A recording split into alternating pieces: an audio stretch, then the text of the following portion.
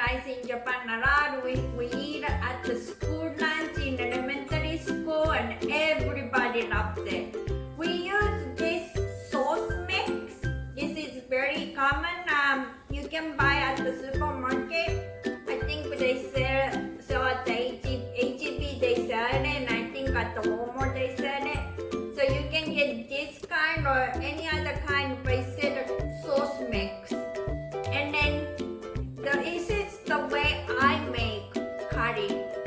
When I was in Japan, I saw a Japanese TV show, and there was the man who was developing this sauce mix, and then he was teaching us how to make the curry using this sauce mix. That's the way when they sample the curry rice, that's the way they make it. So I learned how to make that way, and then I've been making this way for almost 20 years. So I hope you're gonna enjoy it. Keep watching. So first of all, you need this sauce mix. There is a mild, medium, hot, different levels of spiciness. We like spicy, so we use hot. It's not that spicy, so don't worry. It's okay spicy. And then different brand have different kind of sauce mix. This one has an apple and honey in it, so it's a little bit more milder, I think. But we like this one because we can get it from nearby supermarket, and this is the picture how it's gonna look like. Box tells you how to make it, but it's not the way I make it, so I'm gonna let you know. So other stuff, I use pork. This is the carnitas. Pork for carnitas. I like this meat because it has a lot of fat in it. Like you can use the beef stew meat or chicken. You can use many different curries. But the reason I like this pork one is it has some fat. And if you use stew meat, sometimes it's very lean. And then I have mushrooms. When I buy mushrooms at the Costco, they come in a huge box, huge package. So I clean them with a wet paper towel and then chop them, slice them in pieces, and then put in the Ziploc bag and put in the freezer so it can last for longer. And then I can use as frozen. You don't have to thaw it. And then you use 1 onion. I use 2 small potatoes. If you have normal baked potato size potato, 1 is enough. And then 1 carrot. But if you want more carrots, you can have more carrots. So this is basic amount. But if you want to have less mushroom, that's fine too. And then this is completely optional, but I always add ground turmeric. And we like a little bit spicier, so we add chili powder. And then I add some ground cinnamon and then ground cumin. I think cinnamon sounds a little bit weird, but I think this makes big difference. So I recommend cinnamon is a good idea. But if these spices are optional, if you don't have them, that's okay. So I chop the meat in bite sizes. This is about 1 pound. You can put as much as meat you want, and as I said, chicken, beef, and I can sometimes use ground beef too. Whatever you want to put, it's okay.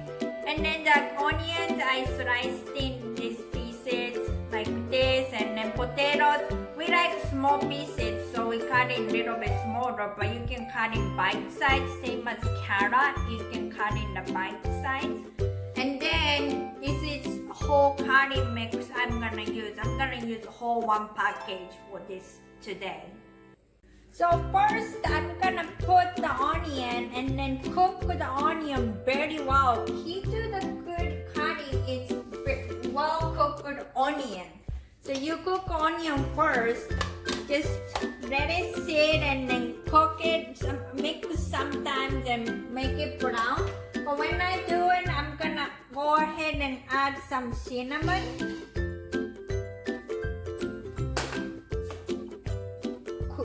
cumin, ground cumin,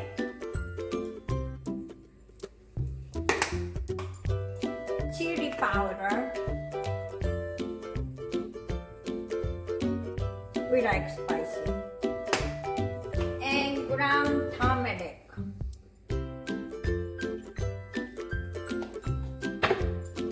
And then medium heat. Just mix it. You don't have to constantly mix. You let it sit and then make sure it turns kind of brownish until you cook until it turns brownish. So you're gonna cook onions until around this color. It's kind of light brown on the medium high heat or medium heat. And then now you can add meat.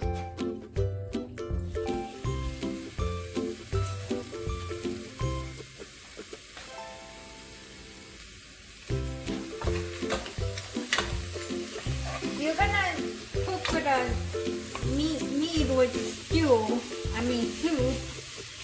later on. So right now you just try to brown the outside. So cook sometimes, mix sometimes, and then make sure all sides are cooked, like change the color. So now meat is gonna change the color on the surface. I'm gonna add vegetables.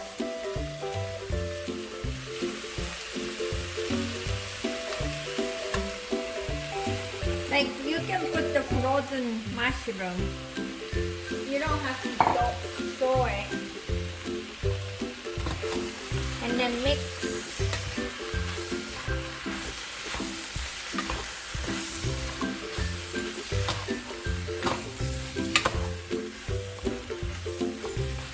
Cook maybe 2 minutes, like this. Okay, so mix sometimes to make sure the paste is coated, the vegetables and meat. And then you're gonna add the water.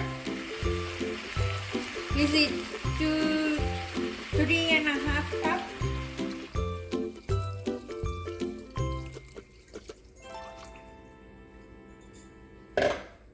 So 3.5 cup water, and then you're gonna cook it, simmer it, let it boil so you can cook with the vegetable and simmer it until vegetable becomes tender.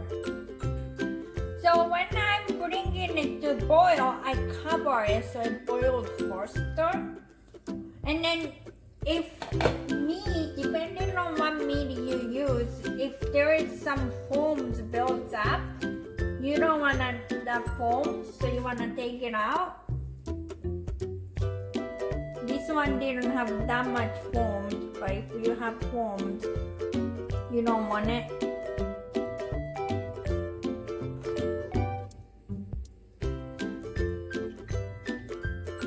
And keep cooking, like I reduce the heat to medium low, and then keep cooking until potatoes and carrots are soft. So now I'm gonna put the sauce mix in. The most important thing the guy who develops the sauce mix said is to remove from heat completely. So remove the pot out of heat completely, and then you open the box. It's gonna be like this. You break them in 6 pieces, and then you put it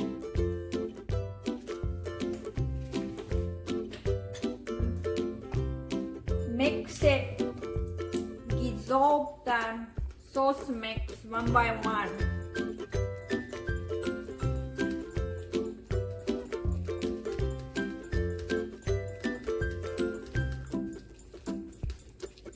So he said don't dump everything in at one time.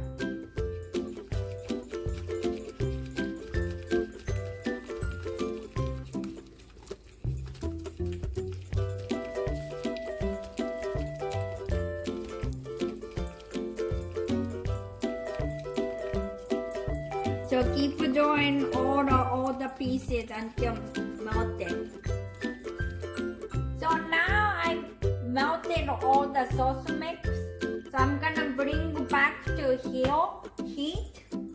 I'm gonna put on the medium low and then simmer it, mixing sometimes until it thickens. I think the guy who was teaching at the TV show who developed this sauce mix, he said the reason we remove from heat completely, it's gonna help to make it thicken the sauce and then make it taste better. So we're gonna simmer it on the lower heat for maybe like, I do it about 30 minutes and then turn it off and let it sit couple hours, and then before I eat for dinner I reheat it and then we serve with rice and then we're gonna eat it. So I usually make it in the morning and then we eat for dinner. Okay, today we're going to be trying Kayo's Japanese curry. It already looks very good. We always like to put shredded cheese on top of it. It just enhances the flavor tremendously. It's super good. As you can see over here, the cheese is nice and stringy. It is just amazing. What do you think? Well, it always takes me back to Japan. The first time I tasted curry, of course, well, this type of curry was in Japan. I did not like curry at all until I tasted Japanese style curry. But on top of that, Kayo, she has her own kind of touch on it. I can smell and I can have a taste of hint of the cinnamon. The color is good. I think letting it sit for a while and then reheating it again makes it really good. So we love it. This is one of my favorite things to eat, and Miss Kayo makes it at least once a week for me because I really like it. So you need to try this. It's really good. So this is how I make Japanese curry rice. Hope you liked it. If you like it, please click like and subscribe my channel.